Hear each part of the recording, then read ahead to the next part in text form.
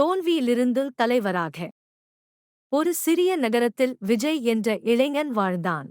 அவன் குடும்பம் சாதாரணம். பணம் குறைவு. ஆனால் கனவு பெரியது. ஒரு நாள் நான் பெரிய தொழிலதிபர் ஆகஸ்ட் வேண்டும். கல்லூரி முடிந்ததும் பலக்கு சென்றான்.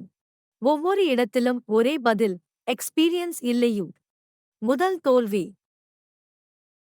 இரண்டாம் தோல்வி. 10வது தோல்வி. சுற்றியவர்கள் சொன்னார்கள், சாதாரண வேலை ஏதாவது பார். பெரிய கனவு வேண்டாம்.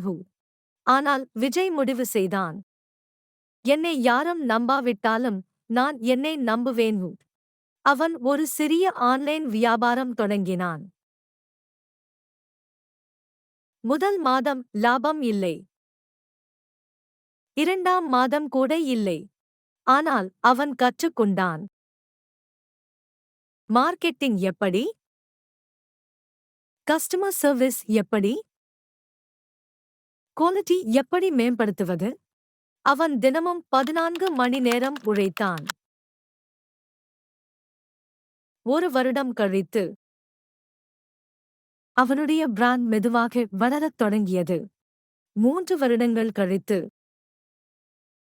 அதேக்கு சென்ற கம்பெனி அவனிடம் பார்ட்னர்ஷிப் கேட்டது.